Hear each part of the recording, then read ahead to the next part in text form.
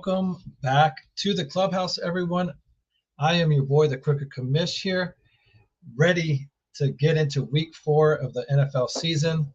We are well on our way here, and hopefully everyone's gotten a win by now. If not, that's what we're here for. The Mouth from the Bay, we got Bogey back in the house from the Gen Wealth Network. So he's here to help us start or answer any kind of start-sit questions you guys may have, since week 4 kicks off tomorrow night. We got the Seattle Seahawks and the Arizona Cardinals playing. So that is my home team playing, but not my favorite team playing. So, but Bogey's team and the Mouse from the Bay's team just got a good look at Arizona this past week here. They faced each other, and Niners almost walked away disappointed in that game. But thankfully, they got an actual kicker on their team now.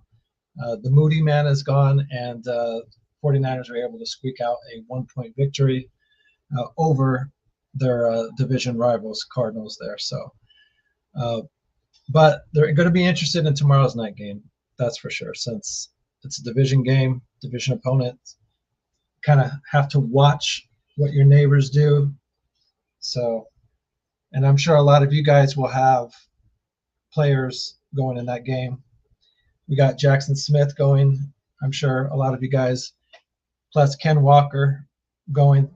Who knows if Zach Charbonnet is going to be ready to go. So before I get too much into it and just do the show all by my goddamn self, let's go ahead and just get it started and get the intro.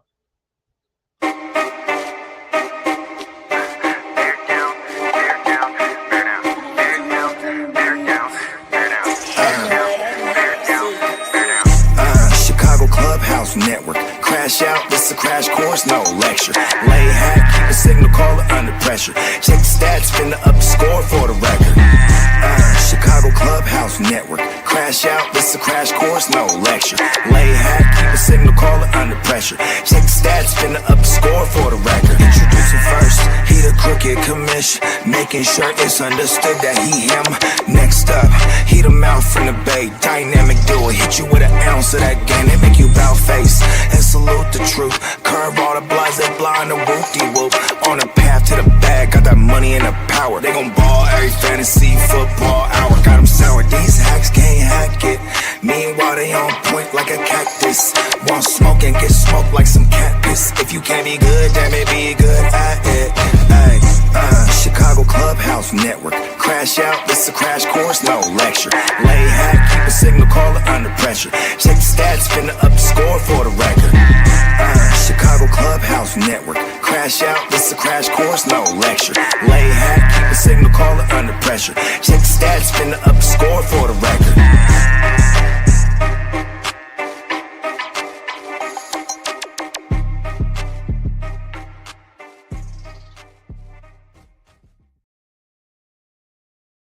Thank you guys for coming back to the Clubhouse. Like I said, we are here to answer any start-sit questions, any trade offers you guys have made or been, shot your way. We're here to kind of help you out if you're kind of on the fence here of whether or not you should accept or decline or maybe even counter. That's what we're here for. That's what we want to answer for you guys. So thank you guys that are already in the chat.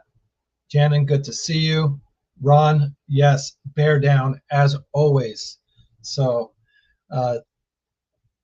hopefully you tuned into yesterday's show, was the main show. Bears got a victory. Definitely happy. A lot of us at the Clubhouse was not expecting that, just because of the 50 burger that Detroit landed on us. So, but like I said, we were all happy to be wrong there at the Clubhouse. I think there was only about 1 or 2 of us that predicted the Bears to beat the Cowboys. So, and we're happy with they did. I know the guys in the background, they're happy that the Cowboys got their loss too. So, but let's go ahead and talk about these injuries that happened in week 3. Unfortunately, that's just part of the business that we're in. This happens. So hopefully these guys that I read off, hopefully they're not any of the ones on your team. But if they are, then like I said, let us know. We're here to help you get through the waiver wires. Most of them have already gone through, but there's some leagues where waivers go through every single day. So let's get into it. The first injury, key injury, I should say, is CeeDee Lamb. He has a high ankle sprain. He is expected to return around week 7. So George Pickens, if you guys have that guy, definitely in line for a big workload there. So and then you can definitely look at the rest of Dallas's receiving core. Even tight end Jake Ferguson should get a big bump up in production. Next is Mike Evans, Mr. 1,000-yard season himself. May not get it this season, so he is dealing with a hamstring injury. But to be fair, isn't he kind of dealing with some sort of nagging injury every year?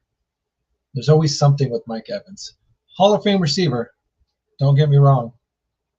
But if it's not a hamstring, it's something else with Mike Evans.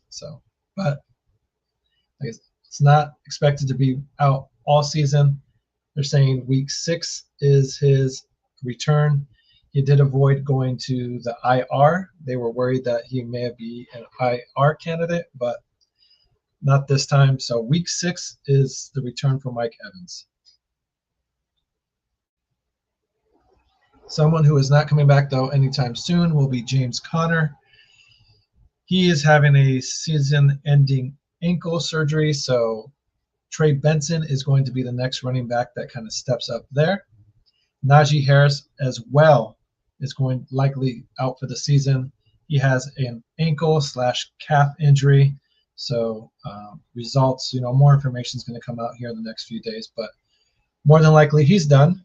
So hopefully you guys didn't spend too high of a draft pick on him, but Omari and Hampton already kind of started coming out of this shell last week, had a very productive game, is looking to kind of repeat that and have a big week 4 without having to share the ball with Hampton at all. Or I'm sorry, with Najee Harris at all. Next, we have Tyrone Tracy. He has a dislocated shoulder. He should be back around week 8, maybe week 9. Cam Scatabo looks like he is more than willing and capable of handling that workload. He did a pretty good job fantasy-wise for you guys, so he may be a good number 2 back going forward. Excuse me, guys. Next is Scary Terry. He is dealing with a slight injury, a quadricep, but he shouldn't be out long, expected to be ready to go for week 4. Colston Loveland has a hip injury. He may miss a week. He should be available. He's probably going to be a game time decision, so you guys keep an eye on him. He may miss a week and be back week 5. Then lastly, Michael Mayer.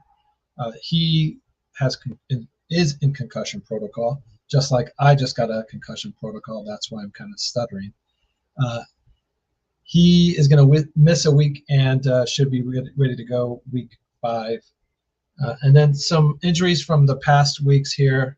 We have Isaiah Likely, Brock Purdy, Xavier Worthy, Justin Fields, and Chris Godwin, and J.J. McCarthy. Or no, not J.J., but Chris Godwin.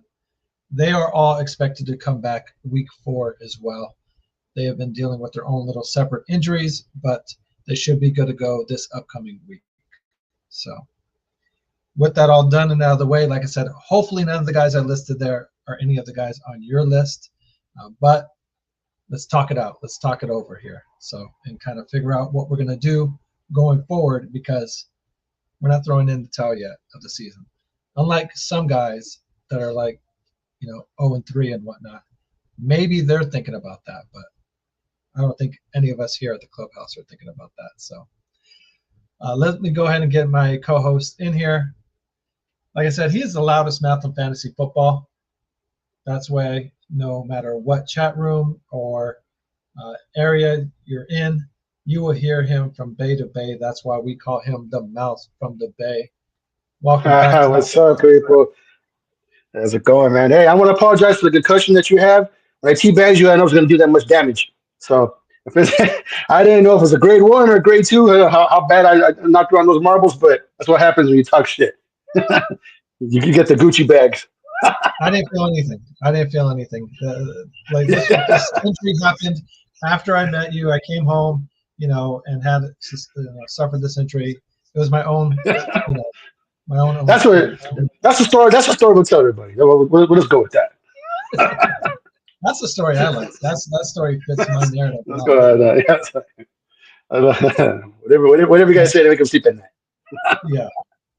So, but I'm not surprised with the shit talking here because we face each other this week in the Kumite. Yes. So, like, we don't speak about that. We don't speak about that. Yeah. Well, we were supposed to be undefeated facing each other. We were supposed to, yeah. But someone kind of fucked that up, didn't they?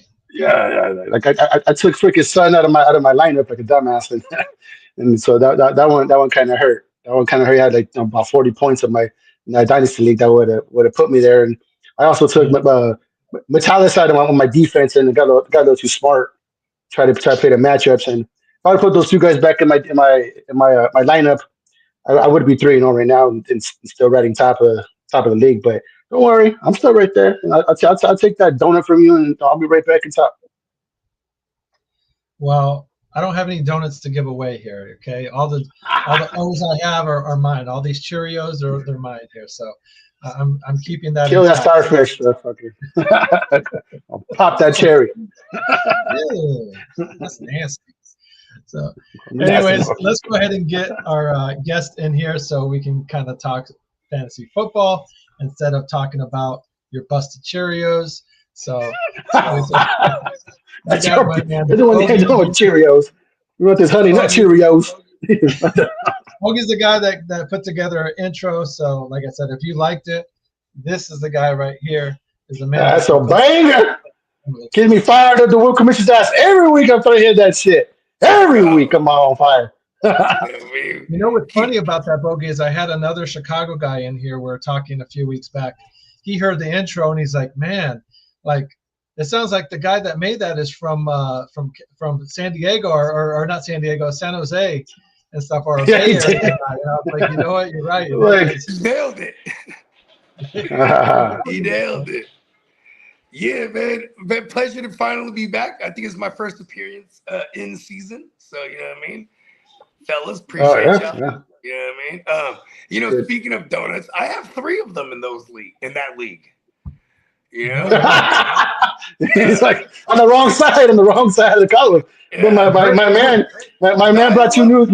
Here's the thing. What's crazy is on purpose, I was like, I'm going to draft all freshmen and sophomores. And I'm gonna go crazy, and you know what I mean. And I said, and I bet you I could compete right out the gate. And like, I've been putting up a bunch of points, and I've been losing by like managerial errors. You know what I mean? So I'm like, wow, it could have been 2. Well, there was one. No matter what I did, I would have lost, but could have been 2-1 like that. But I will have a chance to exact revenge, and I hope it's meaningful by the end of the year because you do play your first 3 weeks. One more time, you know what I mean? At the end to close. Oh, Commish is happy. It's only 3 and not 4. Commish is happy. It's not 3 and only 4 because I would have double tapped that ass. Please. I've handled you before in other leagues. You're no. Last time you double tapped him, he got concussed, man. It's a Gucci bag. Give it a Gucci. How Bones died, you know? You got goddamn. I celebrated that first Bears victory a little too hard, so just woke up with the bump on my head. What can I say? It wasn't a dream. That's exactly how I thought that game was going to go. I actually thought that game was going to be just like that, only it was going to be the Cowboys doing the 50 burger. You know what I mean? Yeah. I was in the ballpark. Yeah. Hey, I'm glad that Rome stayed hot though, because he definitely helped me in some of my leagues. Him staying hot and there was a DJ sighting. I don't know what's going on, but like Luther Burden got involved, and Yeah. yeah, I honestly don't know what's going on with DJ Moore. Like he's just not getting the separation, I guess. But he's definitely not. Well, He's getting a lot of so like Debo Caleb love. He's is getting like around the line of scrimmage stuff, but nothing down the field at all. Caleb's up there with like first read targets, and just more often than not, which I love because this is something I kind of projected in the off seasons that Rome is his first read. And like even 1,000. when he does, even times when he does target Rome, when Rome's the second or third read, he goes to, usually if it's not the first, it's the second read because you know what I mean. He's Yeah. seen DJ Moore, and right now DJ Moore, his existence is vital. Be a He decoy. exists It's to a take away decoy. they still respect him as the one. But we're 3 weeks in it now. They're going to start adjusting to Rome, like defensive coordinators. But even I at hope that not. point, you know what I mean? Like they tried to adjust to Rome late in that game, and then that's when DJ Moore caught that touchdown. You know what I mean? Like, but it is very promising if you're a Chicago Bears fan because after 2 weeks it was like, well, Ben Johnson doesn't know what he's doing. Maybe we made a mistake, and then look at just one get right game, and now everyone's like, yeah, Ben Johnson. You know what I mean? Love it. Well, I think a lot of it too was some of it, I should say, in the beginning there, you could kind of see the concept that they were trying to go with and trying to run, but the execution just wasn't there. And whether because Caleb wasn't comfortable with enough what he was seeing, he wasn't trusting the system or his eyes or whatnot. But this game, he did a lot better. Like I said, he played a lot more in rhythm and seemed to be a bit more comfortable on what he was doing and whatnot. But I was telling my wife this or someone else earlier, like we've kind of seen this from past Bears quarterbacks before. Like Mitch Trubisky had a 6 touchdown, 0 interception game, all of a sudden in year 2 early. I think it was against the Cowboys, wasn't it? No, it was against Tampa Bay. So Tampa. Okay. Tampa's defense was terrible that year, but we didn't know that week 3 of the season, kind of, you know what I mean? Yeah. And then Justin Fields had a similar 4 touchdown, 0 interception game against Washington. That's when DJ Moore had 3 touchdowns and stuff. So like, oh yeah, that was 2 years ago.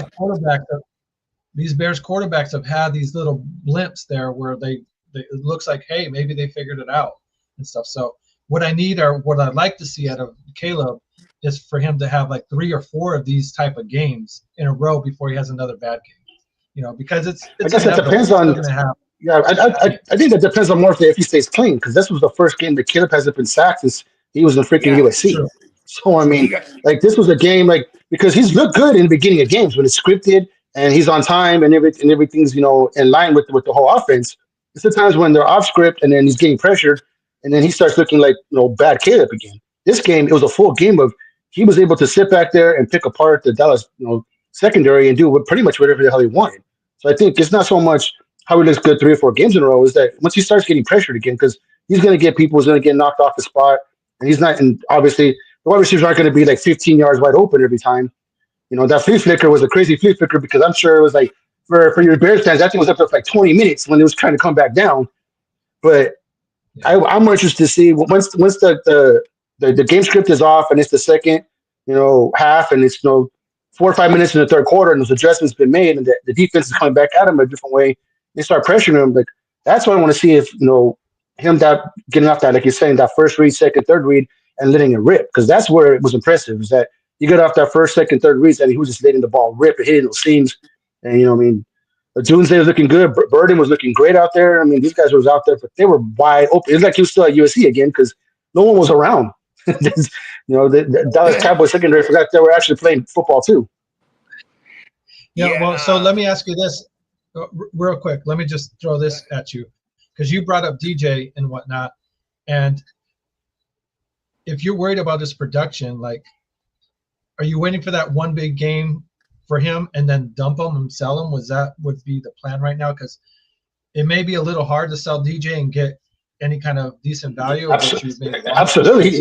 He's already on my bench right now. Like, honestly, to be honest, yeah, I want a couple of good games for DJ and try to package him for something because right now he's already on my bench. Like he was one of my ones I drafted. He was initially my starting lineup. Week 1, and he hasn't done enough to stay in the starting lineup. You know, what I mean, I got other people that are on my bench that are, Emeka Buka took a spot. So I mean, that's I, something. I was just about to say, like, we're going into week 4. People that have DJ Moore, just we should be far enough from the draft that you don't view him like, oh my God, I drafted him in, round 4. This is a starter. Like, you know what I mean? Like, it's okay to not like we can make big boy decisions sitting to DJ Moore if we got other options that are producing. Yeah, right? Like, he's already in my bench. Yeah, pretty much. Yeah, He's you know already what I right mean? in my Like, bench. yeah, because a lot of times, So like do for you? example, I had this conversation with somebody about Genty, and what was funny about it is like, bro was like, I drafted Genty early, bro. I gotta keep starting. I'm like, no, you don't. You know what I mean? Yeah, Like, you're gonna keep getting these L's with you. Like, yeah, if you got other options, yeah. If you have 0 options, then that's just your bad. But like, and that's what that I think this year is what this year with rookies has shown us. If you're gonna draft rookies and if you're gonna go over the top, like, okay, if I like the Genty, Hampton, or Henderson or Harvey, you had to get those guys within the first 4 rounds of a draft, right? So if you were to do that, you got to make sure you go and get veteran players later that are startable, so you don't have to rely on these guys until they're ready to pop. You know what I mean? And because I'll tell you, I got some Hampton teams that are 1 and 2 because. You know what I'm saying? I had a Genty team that was 1 and 2. You know what I mean? And honestly, I started flipping those guys as quick as I could. Hey, I'm on the stream. Thank you. My bad. It's all good. Hey, I I'm mean, on the yeah, stream. I'm like, I actually picked up Let Junkins. me I let got, someone I alone real quick. I got all kinds of grief in Junkins when I picked him up, and especially at the time because preseason he hadn't signed yet. He hadn't been in training camp. So along with what Boogie's saying, like I did, like I took a flyer on Judkins. I thought there's no one else going to be in that backfield, so I want to have him now. Going strong as one of my running backs, but definitely with DJ, I need him to do to justify staying on the team because I don't want to drop him just to drop him for a free agent, just squad spot. But I definitely want to see what I've already thrown out some little feelers. Like I try to like one of our boys Tuck. Like he lost Mhm. Connor, in that game last week. So I try to throw him Henderson, which is another rookie that we're talking about, and then that other tight end from Cleveland Browns, and for Kittles because Kittles is on the IR, but he needs someone. It's funny because I'm actually playing this week. I'm trying to like set him up so that way he could still lose. Like I could still poach Kittles from him. There So you go. I I mean, like it. you know what I mean? Like I'm trying to I'm dangling Henderson out there. Like, bro, you need a running back. You're still gonna lose this week, but I'll still give you a running back and I'll give you another tight end. Just give me Kittles and I'll sit him on my bench until 2-3 weeks, and then I have Tyler Warren and Kittles on my I still squad. So believe in I'll be really happy Henderson. with that. I still believe Yeah, in I do Henderson. too. I do too. But if I got a chance to get Kittles and use him as trade bait when homeboy lost his Connor for the rest of the year, and he has nothing behind him. Because I think he has Tracy on or somebody else on the bench that's hurt too. And which That brings me to my next case. When they're desperate and in clear disparity, you swoop in and get the man down. absolutely. Yes. I'm trying to give him that Gucci So bag let me too. ask Bogey,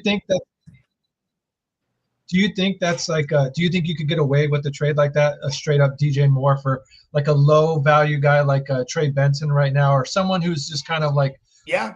like what could you think you Especially could if they're realistically get for that? Like, well, okay. I think it's safe to say you could pull off anything. I know this is gonna sound like reading Rainbow, it's in a book, just take a look type of shit. But like if you put your mind to it, you can make any trade happen. And the key to it is for real, needs for needs. So if I got a DJ Yeah, Moore and this motherfucker got all these running backs, and if he got Henderson, that means he was in that range of the draft going running back when he might need a receiver. I might be able to do a 1-for-1 smooth across because hey, he's angry at this running back and he needs a receiver. Now this DJ Moore he starts licking his chops a little bit. You know what I mean? Even though DJ Moore ain't that appealing, and neither is this running back for me to pay up for. But I'm projecting that this could be a buy low situation, and for me, kind of like a sell high on DJ Moore. Even though DJ Moore didn't really do anything crazy, at least he did something. If I could use him to get a 1-for-1 across, or because otherwise DJ Moore to me right now if you come knocking on my door, I'm going to make you use him as a throw-in. I'm going to devalue him. You know what I mean? But you can add value to him if you're giving him to someone who's needy at the position. You know what I mean? Yeah. Yeah. I mean, right now, like I said, like Commish said, like you want to see him. I would have loved to have seen him during that game have like 5 catches for like 80 yards and that touchdown.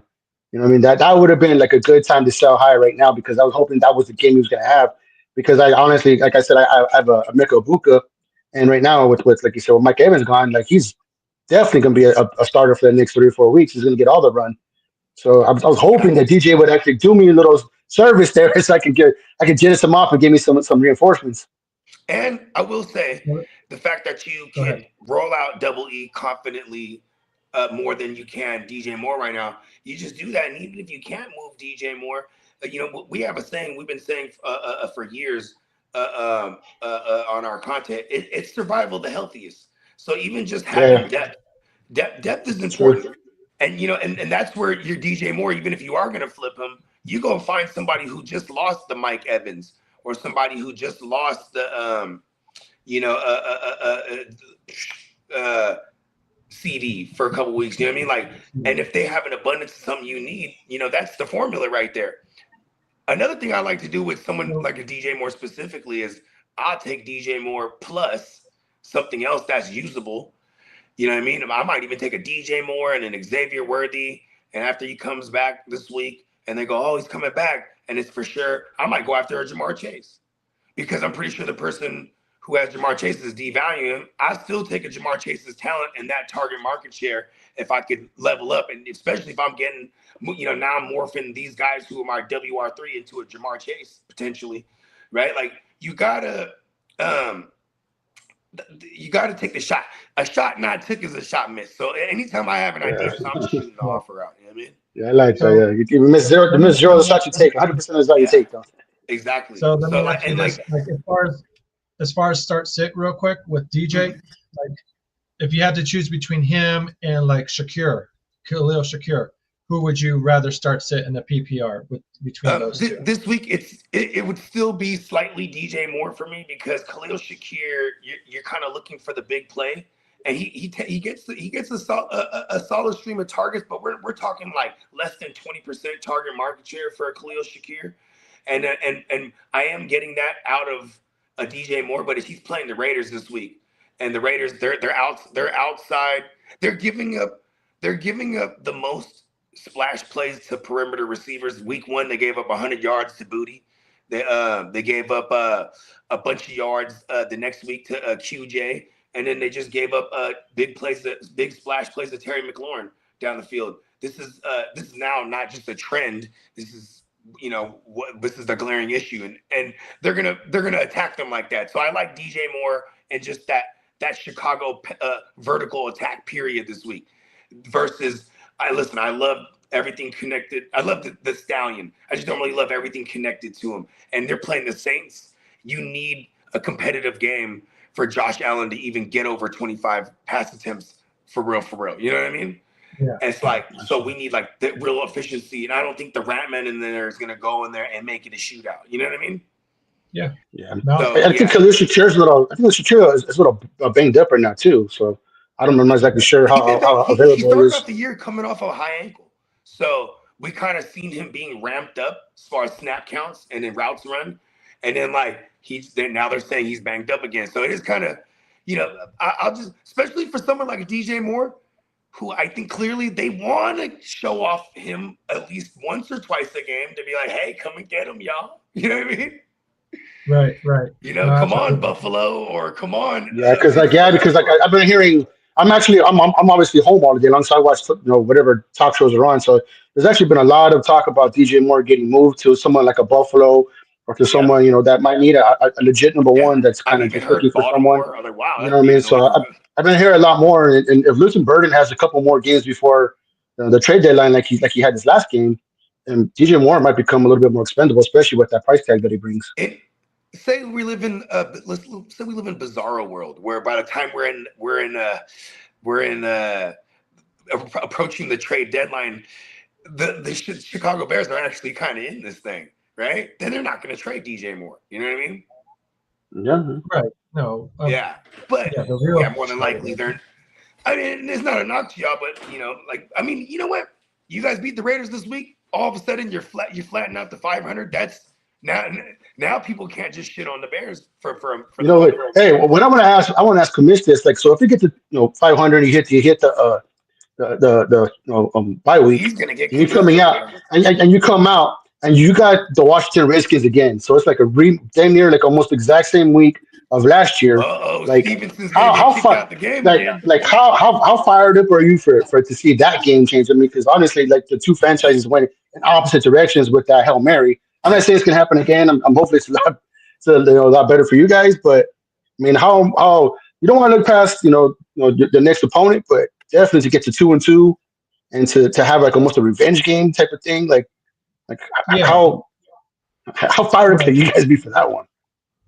No, it's definitely a chance for Caleb to kind of set the record right, this time and whatnot, and even Tyreek Stevenson as well. This is not only a redemption game for Caleb, but maybe even for that guy.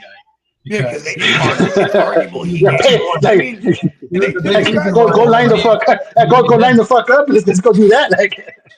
Yeah, I mean, bless you.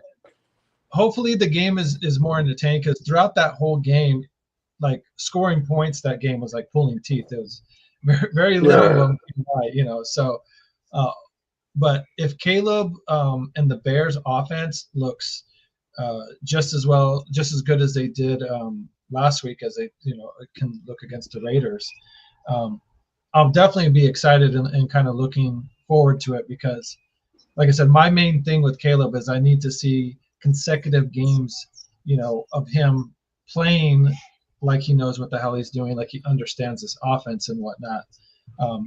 Biggest thing for You think he the knows how Bears to and read? Caleb is he needs to not be the reason that the Bears lose these games. So Yeah. so that's just kind of be the Well, biggest well, thing. well, well, he's going to get a big dose of Uncle Max, because Uncle Max introduced himself a few times throughout that first, that Without first. I'm sure for the first few drives, he's definitely going to be sitting in his lap and tell him I'll be here all day, boy. So I mean, I'm interested. Like I said, I'm interested to see if once that game script goes out and adjustments get made, because those first two games, it didn't look too good, And this last game, obviously, they were doing what they were doing, so Ben Johnson then didn't have to do a whole lot, and I think a lot of it was that Dell secondary is making everybody look really good right now. So I mean, that's one of those situations. I mean, the Raiders defense isn't horrible, but it's not, it's They're not a one bit of the of a top five funnel defense. defense. yeah, Yeah, so I mean, that's Yeah, and they're, they and got some they got some studs out there, one or two places, but it's not a full defense where you're going to worry about like multiple levels in the defense. But as long as they can block Matt Crawford or Matt Crosby, and get Caleb some time, like hopefully it's a couple touchdowns to Rome, because it helps my fantasy out. Yeah, no, I do think, like I said, that's the biggest connection. That's the strongest connection that Caleb has is Rome. Like Bogey kind of called it earlier in the season. He's going to kind of establish himself as the number one guy there.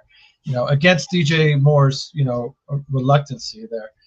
But for whatever reason, the chemistry seems to click, or is just there more between than it is with him and DJ. But like He's I said, benefited so much with Keenan Allen moving on. With Keenan Allen moving on, he's benefited so much. Like all those, I mean, honestly, yeah, because you can see right now, like that McConkey is taking almost a little step back, because Keenan they was had gone. they had three Keenan's gone receivers over to last the year. Chargers, and he's kind of taking his his over the middle that he dominated. And I think that a lot of the big uptick is that another veterans out of the way, and he's just kind of eating right now. In a bad offense last year, they had three wide receivers that had 100 targets.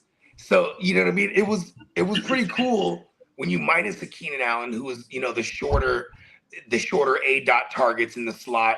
You know what I mean. And then you give a lot of those to Odunze, even though Odunze and DJ Moore are guys you could move around the lineup and put them in different spots. Rome was going to be their little chess piece. You know what I mean? Like, and then I also think it's a real thing, like just football wise, like when there's someone knows that they're not going to be around that much, they might not be as locker room with the other guys as like for example, remember when Allen Robinson was there and you had Darnell Mooney, but Mooney he's kicking it like shit with Justin Fields, and Allen Robinson over here like, oh, I ain't gonna be here that long. fuck everybody. You know what I mean? I kind of feel like we're seeing that with DJ Moore kind of the whole time. Ever since they've got rid of Justin Fields, he's kind of been the odd man out there, knowing that he's kind of limited. So, and I think that hinders him because I think it is a real thing when you have an actual off the field relationship with somebody and you have that type of trust and you have this this chemistry that translates to the field. And I think that's what we got with Roman and Caleb. You know, I've definitely seen pictures of them getting manicures together, and you know what I mean. Like they kick it. Gotta get them patties, get those many patties. So let's move off of Chicago real quick. I know we kind of spent a lot of time on them, but another team that I'm intrigued with as well that has a lot of weapons, supposedly here, is what is your feelings on guys like Jalen Waddle, Tyreek Hill, and Tua, you know, like, and even Devontae A-Chain, like 0-3, that team kind of looks a little lost. Like, how much value do you guys, are those guys you're trying to maybe buy low on? Or are those guys, if you have them, you're trying to kind of see whatever you can get out of them? Their defense is really bad. It's one of the worst. It's giving up points and they can't stop anything. So they're going to be forced to be in shootouts. That's good. Yeah, shootouts are good for fantasy. Yeah, we love that. And but here's what I don't love is that Tua is a first read QB for real, and he usually lets it rip on his first read. And that line is so bad, but pressure's coming through over 50% of his dropbacks. So he's letting that thing rip first read, and it's usually Achane. And for some reason this year, they moved Waddle. They're running a lot more 12 personnel, probably to help blocking. So maybe not for some reason. That is probably the reason. But, you know, a lot more 12 personnel. It puts Tyreek on the outside and then Waddle on the other side. And Waddle's, you know, he's not the greatest perimeter receiver. You know, he was always great for us in fantasy, being that slot guy, catching balls close to the line of scrimmage, just piling up greasy receptions, and he could pop one down the field if need be. And he's great after the catch. He could take something short and go yard. That offensive line is so bad, and if you're not Achane, I kind of don't want anything to do with that team. So like, if I could flip those guys now, I mean, they got the Jets this Monday. That's going to be a really ugly game because the Jets. I mean, it looks like we might have Justin Fields back. Either way, if it's Tyrod, like, yeah, the Jets are going to put up some points, but we're probably going to see a lower scoring affair here. So that might hurt the stock on your Tyreek and Waddle if they don't blow, because they are a really good secondary over there. So if I could sell high on them right now off their last week's performance, I would do that. Okay, yeah, because Waddle did have a decent game last week. So I think he's 2 touchdowns in a row, 2 weeks in a row with a touchdown. So you know, you got some selling points here. Yeah, that definitely. Because one more bad game and the stock goes down and people go, oh, gross. Well, I don't want Waddle, or you know what I mean? Well, as soon as if Tua happens to go down for any kind of injury again, then that definitely is going to tank any kind of value on any of the sure. That offense definitely goes when he goes. Yeah. Well, yeah. I mean, that's like you said. Like the problem with Miami is like Tua is either the quarterback or he's not the quarterback. Like that is the problem. Is that Tua is he's the incumbent quarterback. So whether he's playing, he's been the problem because, like you said, he's that one read, and everybody knows that when they were breaking all these records and you know everybody was running down the field and they were a track meet team, it's because no one knew what to do with all that speed.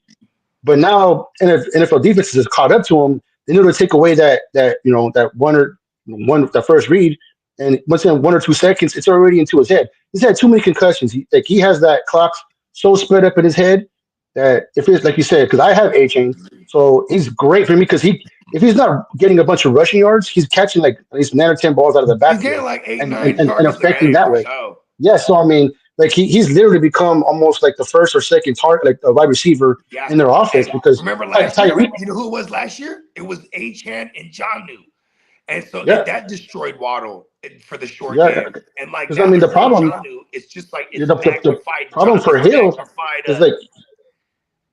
I was going to say it magnified Achane even more with the absence. Oh yeah.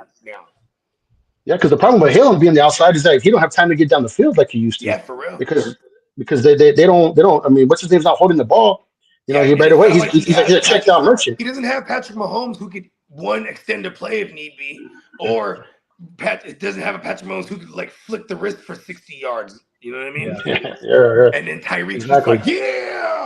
what I mean? Throwing up the Yeah, so I numbers. mean, I think he's basically been a check down merchant for the last like 2 years, and that's a great for A Chain, but it's bad for Waddle and And Hill, even when he is and as playing. genius as Mike McDaniels is, you know what I mean? Because his genius definitely supersedes his height. You know what I mean? But Mike McDaniels, like after 2 seasons of it, you know, the league caught on, and like you know they had offensive line woes because of free agency and retirement, and you're dealing with a left-handed QB. So at one point they make the big blockbuster trade. They bring in right tackle Tyron Armstead from the Saints, and then you know because this is just as important as a left tackle now because he's a left-handed QB. You know what I mean? And like he was fucking terrible, and they gave up assets to make that trade happen. So it was like, and then you know it's been bad all the way for them. And I feel bad for Mike McDaniels because he's a hell of an offensive genius, but yeah, the head coach he's probably not the greatest. McDonald's has aged so much in the last 2 years. You could tell. It's like the Some of his press conferences. His press conference 2 years ago, he does not look the same. He looks like he hasn't slept in 2 years. He really doesn't look. He looks like it's been some really long nights. Because he started shrinking. Like he was already a small guy. He used to be 5'6". Now he's like 5'3". I wanted to real quick. Let's get into some of these comments here. Yeah. So Bake-A-Lots said, "What up, babe? Ollie isn't a good runner in my opinion. A lot like Caleb Johnson, I'm thinking, or so he's just like a plotter. Yeah, runs too upright in his stance. Needs to get lower to the ground. He ain't Derrick Henry. So yeah, and like Ollie Gordon, you know, he's a straight line runner. He's a 4.3 guy. Yeah, good luck getting a straight line behind that offensive line. You know what I mean? You better have some wiggle and some good vision to hit that hole, that one cut through that hole, and you're gone. Yeah, they don't. I don't know. Getting 4 weeks into the season here, let's with the Christian McCaffrey here. Are you getting rid of that shirt now? Are you feeling comfortable like him, or are you still holding your breath with him? Like, how much should owners trust him? How much should owners trust him, or should they try and sell him?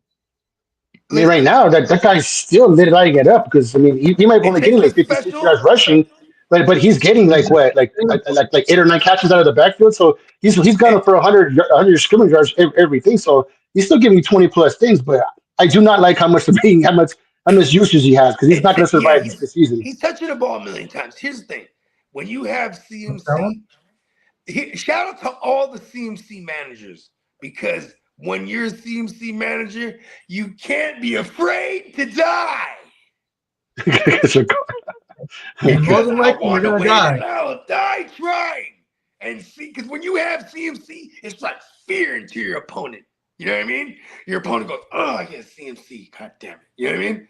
And they start tinkering with their shit too. Look at that. You know what I mean? It's a psychological aspect that, you know what I mean, to having CMC. And most people, and when you start seeing people flipping CMC right now, those are the ones that are trying to get away before they feel they're trying to get away and beat the house. You know what I mean? Because they don't want to be caught with the bag when it blows up. You know what I mean? I'm okay with what's going on because in reality, you know what I mean? We need him to win, and for fantasy, we need him to get all that work for him to get that production because it's not coming on the ground. It's a combination of both. You know what I mean? And the target's definitely like Mal just said. That shit holds. That's keeping him upright right now, as far as fantasy goes. Yeah, I mean, I still understand what they're doing. They went and traded for Brian Robinson Jr. to give him a little bit. I mean, we just seen what the Lions did to Baltimore. I mean, Baltimore hasn't been able to stop a nosebleed up the middle, but still, that's a two-headed monster that could implement, and CMC could still be put out the backfield because that's the one thing we were talking about earlier. The Niners haven't scored a rushing touchdown yet this year, so I mean, there's still meat in the bone for them to get into the end zone and get those fantasy points that way, and still kind of keep CMC fresh. I just thought about this. This is awesome. We're going into week 4, and the Shanahan 49ers have yet to score a rushing touchdown, but we're throwing it all over the field. And you know what That's that insane. tells me is that we're adjusting to what they're expecting. They're expecting this, we're hitting them with that. But also because we can't execute what we're normally doing on the run, or on the ground. You know what I mean?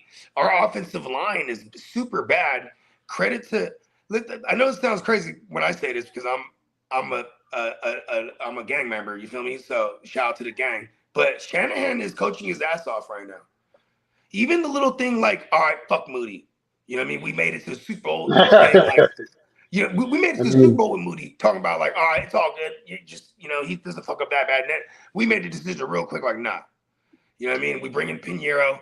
You know what I mean? He definitely had to check himself on that one. Definitely, he was a big one to keep him around. And yeah, you know, after that first 2 weeks, you know, the first few weeks, he definitely. He's definitely making good decisions as a coach. You know what I mean? Shit, bro. Even what's going on with Mac Jones, and now it's unfortunate because Mac Jones got hurt. So, you know, even if Mac Jones wasn't hurt, we're gonna let the Brock just keep resting. You know what I mean? Like I felt like the Jags could be a team that they wouldn't mind throwing Mac Jones out. They're confident. You know what I mean? And it was working with Mac Jones because there's not too much film on Mac Jones in the Shanahan scheme. So until they started to catch up and have more film, right? You know, Mac Jones was going to keep working. So, but here we got the Brock coming back. This game has trap game written all over it. But It really does. I mean, but I'm curious, which guy do you trust better coming out of IR, Chris Godwin or Brandon Ayuk? It'd be Chris Godwin because of the way the style of how they use them, and like the fact that they didn't put him on the pup to start the year because first of all because they're doing him a solid because when you're on the pup then it's a different version of your money, you know what I mean? But so they're like, listen, we're doing solid, I'm not gonna put you on the pup because they estimated he'd be ready by week 4, week 5, and then because he's not on the pup, he's able to practice with the team. So they've been ramping him up. So I don't think he's just going in there like, all right, y'all, let's see what I got. No, they've been ramping him up since week 1 behind the scenes in practice, week in and week out. And now if they weren't confident with him going into week 4, they're going to rush him now because there's no Mike Evans and they're going into Philly or they're hosting Philly. This is a big game. This is the type of games that when you're these type of organizations, you have aspirations of the postseason. This type of game could be, you know, home field down the road. So yeah, that's a tiebreaker game. Yeah, Mike, so they're probably going to rush back Godwin, and you know, you could scratch everything I just said. I'm the most confident in him over Brandon Ayuk because he has God and win in his name. Mount, are you in the same boat? You in the same boat as Mosey there?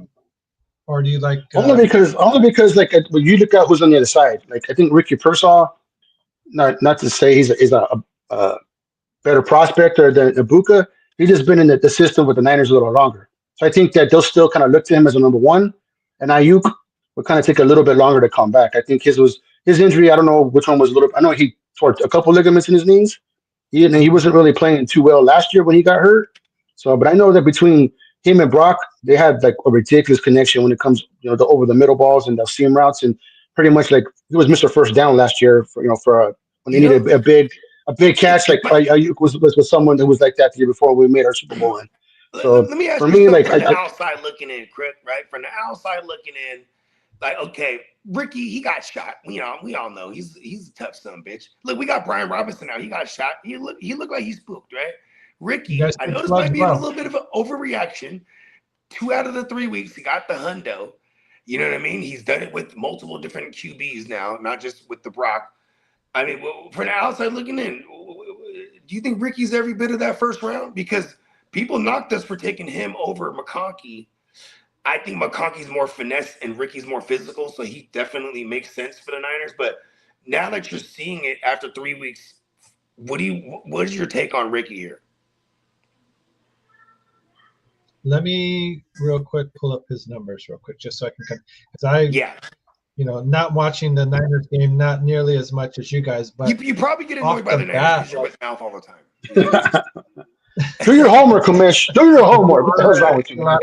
There's more out there than the Chicago Bears football team. Get your shit together. I don't have to talk Bears all the time with you. You know what I mean? No kidding. What the heck?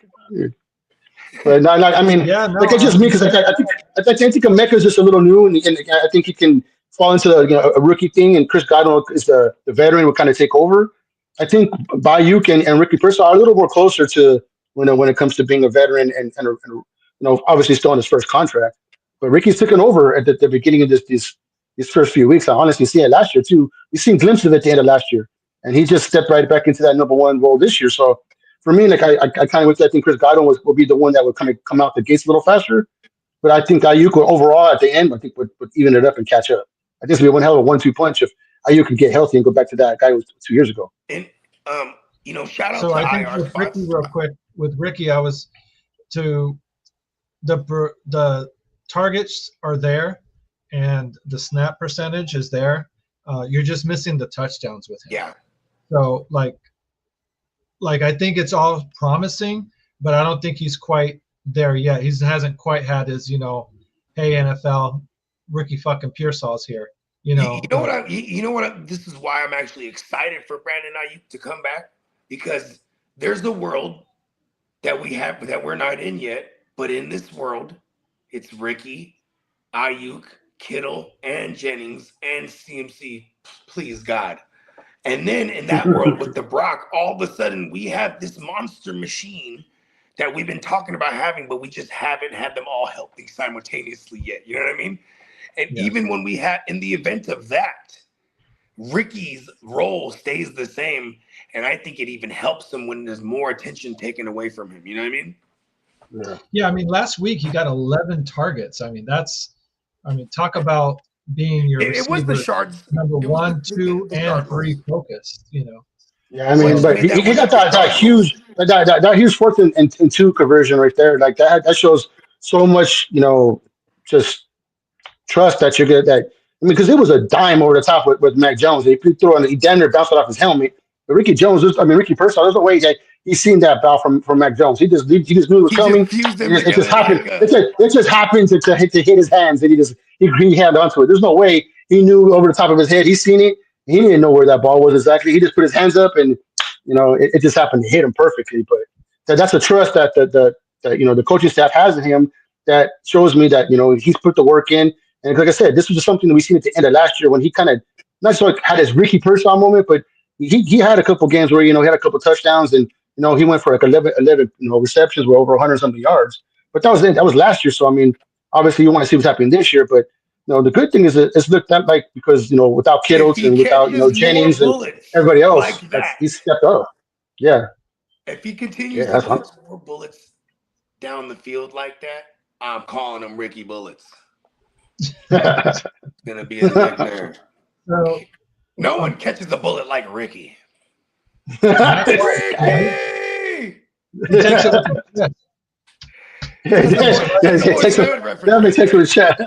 Yeah. So let me ask you guys here. We have there's an intriguing player that's kind of getting his debut that not everybody, but quite a few people kind of had on their stash list because they just knew it was only a matter of time before this QB saw the field. So how are you feeling? How excited are you about Jackson Dart? Do you think he's going to have a shaky first start? It's going to take him a few weeks to kind of feel out the NFL, or would you be comfortable if you had to start him, week 1 or week 4? Well, not this week. He got the Chargers defense. I would wait a week after this one, but he's definitely someone that got to be excited about. In a super flex, would you just blindly start him over a Stroud? Because no, this is no, because this not is this why. Week. Not this week. Not this week. Here's the thing. Here's why I'm saying this is because with Jackson Dart, like even if it's a bad matchup, he's supposedly supposed to be the type that will get off on his legs too. You know what I mean? And getting off on your legs is going to shake down a spy in the box, and you're going to get some single coverage. And he's got a big, nasty arm, and he's got nabbers down there. And so it could work even against. That's part of the problem. Is I heard Nabbers didn't practice today. So yeah, I don't know if he's on the injury Yeah. report or anything, but neighbors didn't practice today, so that kind of And worries me if today is he's not Wednesday, so 100% for him yeah, the first time it coming does out the suck because box. Wednesday. I would be alarmed if he doesn't get it. If he gets into a limited Thursday, then we don't need to worry about this at all. If he doesn't practice again tomorrow and he gets in a limited Friday, then it's a true game time. And he's been banged up before week 1. He's been nursing 3 injuries. He's as tight. You just put the bubble right. He's like, remember Puka his rookie year? He was so beat up. He wouldn't practice all week. And they'd be like, he's going to be all right. He'll be all right. And then we just fire him up. You know what I mean? That's how I feel about 120 catches later. Yes, yeah. Mm-hmm. Like Nabbers. So, Nabbers another one of them guys. If we're going to die in the field of battle, it's with Nabbers and CMC and guys like that. Like, we're not scared of them being hurt. You know what I mean? Matter of fact, if there is someone scared of them when they're hurt, you go in there setting the trade offers. Like, let me get Nabbers, bro. He's hurt. You know what I mean? Like, you feel me? Like, that's the type of time I'm on. You know what I mean? With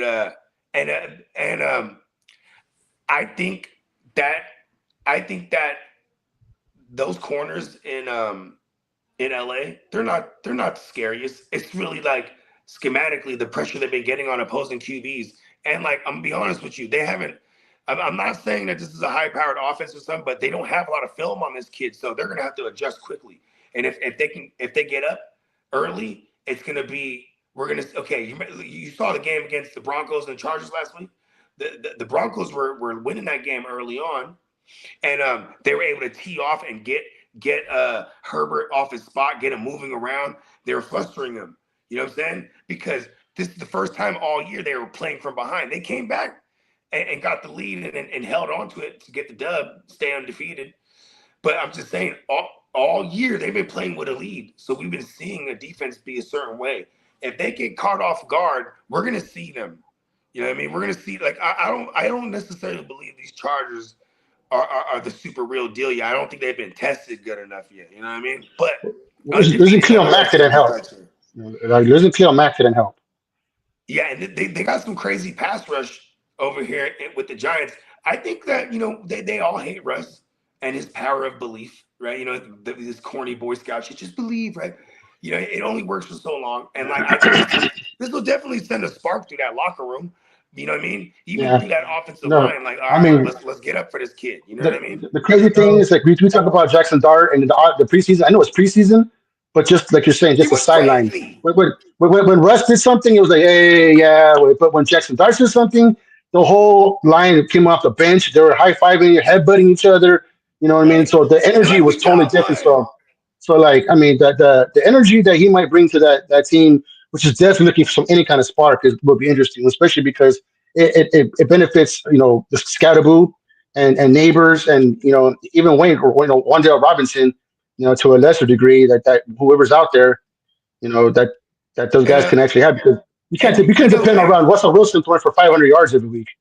And I was definitely trying to make a case for the kid, in his NFL debut, but more than likely he's going to get mollywopped, and then it'll be growing pains. That's more likely. And he has the murder row of schedules for the next 6 weeks. He plays, like, if you look at their schedule right now, they have nothing but undefeated teams on their schedule. If you're talking about all the teams right now, as it stands, that they have for the next 6 weeks are all undefeated right now. You know what I mean? So it's not the greatest. And this was something that was very, very well publicized, that New York Giants had the worst schedule on paper as far as playoff teams and things like that. I'm sure they would have loved to see Russ go a little longer. I'm sure they would have loved to see Russ go longer because of that schedule. I mean, the same thing with the Browns. Like, they don't want to see Joe Flacco get hurt because they don't want to throw any of those young kids out there either. Because I mean, the Browns got a brutal schedule on top of it. And Flacco and them, at Cleveland, they got the number 1 defense overall right now. And you got Stefanski, who's only 2 seasons removed from being coach of the year because he got into the playoffs with Flacco a couple years ago. So here they are back at it again. Flacco is the only. I think he's the one that holds off that young QB, whoever it is, until I think it's his job until they're all the way mathematically eliminated. And that's if you ask me right now, because them being a 1-2, that's everyone's used to them being 0-3 right now. The fact that they're 1-2 and they beat the Packers, who everyone was already crowning as like one of the best teams in the NFL, just because they got Michael Parsons. You know what I mean? Now it's it kind of changes the perspective a little bit, right? Like, I would say, go ahead. Is this going to be a big game for Parsons here? I mean, you have to imagine he's going to want to, play it up. Have one of the biggest. Cowboys are going to let him. Cowboys are going to let him.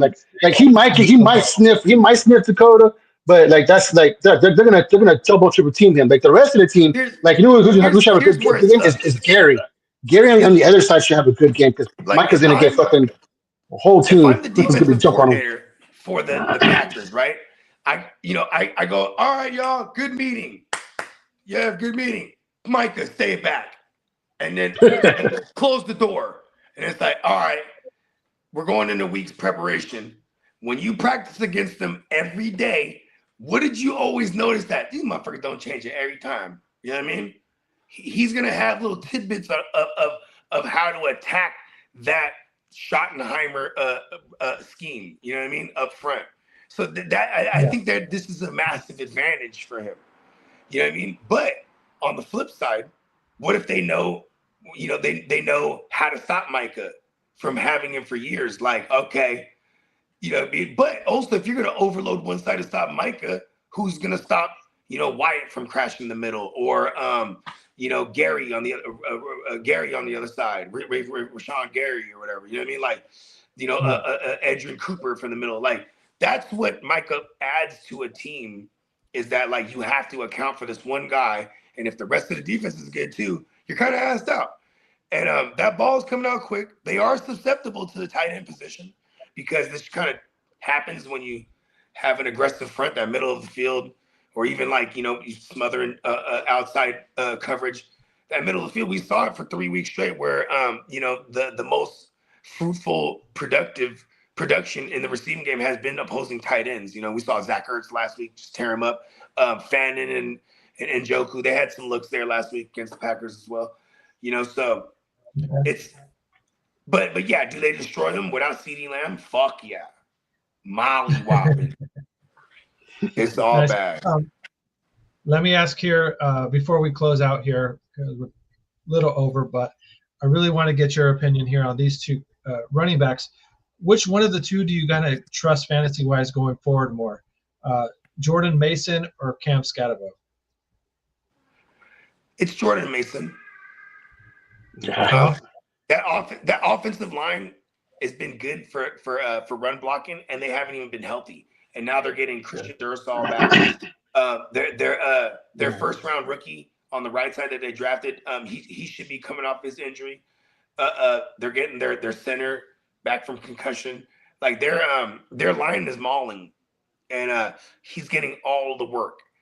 And I am partial to him, obviously, ex 49er. He's still a gang member for life. You know what I mean? But Jordan Mason, right. He was one of the guys in the offseason. We said, target a bunch of Jordan Mason, laugh at everyone who takes Aaron Jones rounds earlier, and just wait, because they're not going to give Aaron Jones a lot of the early down work. And Aaron Jones is a ticking time bomb, and I can't believe it happened that early, and we're getting full workload Jordan Mason. So Jordan Mason, the only thing I don't trust moving forward is if he can continue to withstand that heavy of a workload. Because that's when the Niners gave him that type of workload last year, by the time he got to week 8 or 9 it was last year, he hit that wall. He got put on the IR because, you know what I mean? It's like he's got a bad boo-boo. So behind this offensive line, with the addition of Addison back, and now you have, the duo of Addison and Jefferson to take the top off, those running lanes are just wide open. And for what it's worth, Carson Wentz, I'm not a Carson Wentz believer, but he's good enough to run this offense. And I feel like I don't believe at all that JJ is hurt. I just think this is an organization that had really high expectations of being a dark horse and in some circles Super Bowl favorites, and just overall the team to look out for. And instead of benching their star QB or their future potential face of their franchise, benching them, They said he's injured. This is not the Carolina Panthers where 2 years in a row they were like, all right, we're gonna bet you, Bryce Young, you're fucking up out there. You know what I mean? Because they know they're not gonna make a run here. This is a team that had aspirations of making a run. I don't think JJ was ready. They saw it, so they pulled the plug. Carson Wentz got him a win, revised that locker room. They're going on the fucking foreign road now. You know what I mean? And I'm telling you, this Carson Wentz thing isn't gonna last long. So it's interesting to see. Is like whatever JJ needs to get right, they got to get him right in this next 3 weeks because they got 2 weeks in overseas, and then they go on their bye week. So 3 weeks from now, it's going to be interesting to see what JJ is talking about because I don't even think he's hurt, bro. Yeah. So that's to keep in mind for you guys as well. The overseas games is starting. So this Sunday we do have an early bird special. So games will be on here for the Mouth and I at like 6 o'clock in the morning, starting. So check your starters from there. And if you have one of those early guys that's maybe questionable, make sure you're up and early. You gotta make a decision. Yeah, definitely. Because we've all been there before where you oversleep, you forget about the overseas games. Next thing you know, you started a guy that's didn't dress. Big old donut. Big old donut. Yeah, especially because you gotta wake up like at least 10 minutes before the game starts just to see if you're waiting down someone questionable. They're, oh no, he's ruled out. Right. Yeah.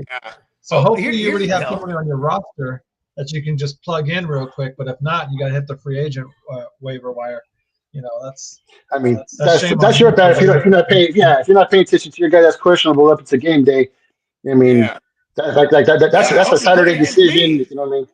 Like you got to make that decision Saturday because you can't wait to see what's going to happen at 6 o'clock in the morning. Because you know what I mean. The other games that I'll just stay up all night then. It's settled. Hey, that's why you're a playmaker, and that's why you make plays every day. Every day. I'll see you in Ireland. Since I brought that up, Bogey, why don't you go tell the good people at the Clubhouse where they can find you and to log on and kind of catch you and other playmakers like yourself. Yeah, man. Once again, man, always a pleasure being over here at my second home, the Clubhouse. You know what I mean? But if you want to check out some of our content, and you will see these gentlemen.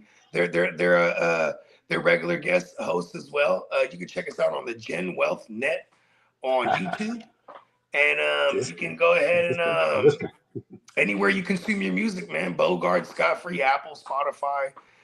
Tidal, the YouTube, whatever the Apple Music. Did I say that? Yeah, wherever people find their music, you can find my joints, man. Check it out, Bogart Scott Free. Definitely got another project dropping sometime this fall. You know what I mean? Just wait on it. Oh, they turn the lights off on me now. Oh yeah, we're going to light me, my friend. They're like wrap it up, B. They're like wrap it up.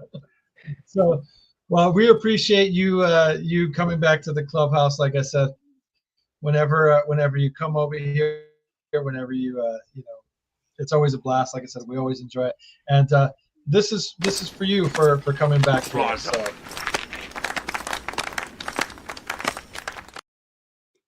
There you go. Yeah, golf clap. Round of applause. Yes, definitely some applause. Round of applause for sure. We appreciate all the advice. Like I said, all the back and forth and all your good wisdom that you provide over here at the Clubhouse. Mal from the Bay, any fine words or last words before we go ahead and sign off for the evening? No, just, like you said, man, you got to pay attention to what you're doing. We're in the thick of shit now. I mean, so those waiver wires are hitting. You got to know who's questionable, who's doubtful, who's game time. Because I think next week we got like two games in overseas. It's like this week we got 2 games on Monday, so you got to pay attention to what's going on. You don't want to be that guy who, missed your waiver pick and you didn't put someone in, and that guy that you did switch, you didn't put him into your lineup because, you got an empty slot out there, and then you end up losing by 10 points because you're a dumbass and didn't freaking fill your lineup out. So, don't be that guy. Don't be that guy when you do everything right, but you don't fill your lineup out. You got the guy you got on waivers, you got everything you want to do too, and then you don't put the guy in your lineup. Don't be that person, and then lose by 10 points. Or lose by your projection. So Exactly. like, That's the worst. That's the worst is when if you get blown out, then it's like whatever. Even if I played them, I still would have lost by 50. But it's like, oh, I lost by 5 minutes because I didn't. I played 8 guys It's like, when the other guy oh, played Crook 9 beat me guys. because of my bad managerial skills. it's like I was like, and then Chris would go out there and tell everybody how great he did. hence the Gucci Oh my bags. God, Hence the Gucci undefeated bags. Crook. Undefeated Crook. Oh, Hey, not for long. Not for long. yeah, hopefully we'll see. We'll see. So I got one Not other for guy that long. I'm sharing it with. I think Jay Breeze is also undefeated in that league as well. So we'll see who can outlast who. It's the long walk between the two of us here. So speaking of which, Hey, that was you a know good what I do movie. like? You know what I do like? I like the 2 new dogs are part of this dynasty league are at the top. And I know no one There knew you who was go. coming in, but they know now. Oh, so you just crown. I can just end the league now. You guys are just it. You guys are Hey, champions. just We give me the just money then. I'm okay with that. you guys Just hand him the money. We just good. beat Frank Dukes. Just Hey, beat just Bolo. You know what I mean? Charlie. let them come. Yeah. Well, guys, Domino, thank you for line them up joining week us to at the week. Clubhouse. We I really do appreciate appreciate y'all you guys though. kicking it with us over here at the Clubhouse. Like I said, join us next week. We'll be back at it again. Remember, we're here to answer your start sit questions. If you guys have any trade questions, anything like that, like I said, that's what we're here for. That's what we love doing is interacting with you guys. So, like I said, even after the show, and you see it later, put it in the comments. We check the comments, and I'll give you my straight and honest crooked advice. So, with that all being said, let's go ahead and sign off. Be safe out there, guys. Be good out there. But if you can't be good, damn it, at least be good at it. And now it's all over. See you guys. This has been a Chicago Clubhouse Network production.